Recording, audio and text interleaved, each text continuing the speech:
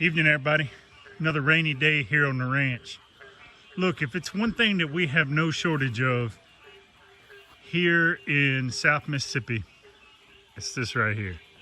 All right, there's scrub brush, underbrush, brush, woods. When I bought this property 10 years ago, that's what all 15 acres looked like. That right there, you couldn't see someone 5 foot away from you. So I got a little solution for that.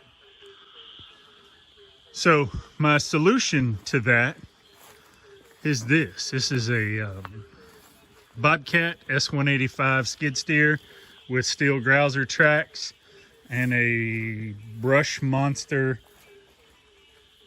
brush cutter.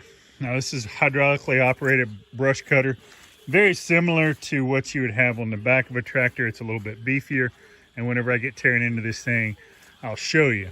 So one of the issues that I have, I've put I think about 5 hours on this thing, and I've already managed to tear it up. That's just life on the ranch.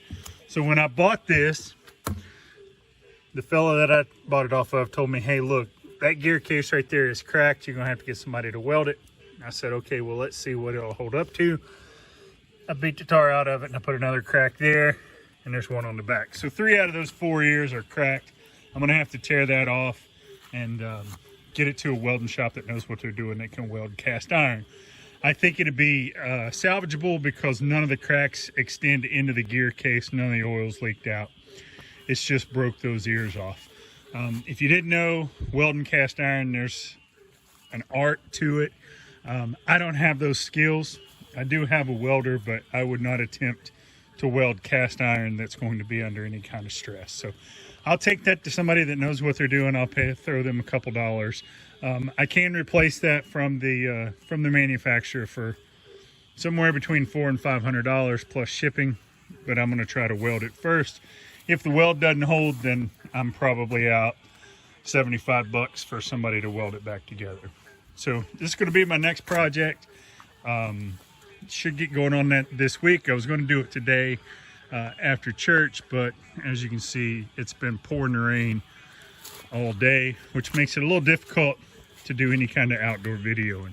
So there you go. That's the next big project. If you were here looking for a CNC video, I do still have a couple. I know I owe you all an electronics video and a cut video and a bill of material. I've already actually videoed the bill of material video. I'm just doing some editing on that, and I should get that done here before too long. So hopefully this mess back here, and like I said, I have no shortage of it here on the farm. I've got probably at least 12 acres of it. Of the 15 acres, I got about 3 cleared. But here's one spot where I did hit it the other day, just trying it. It does work very well.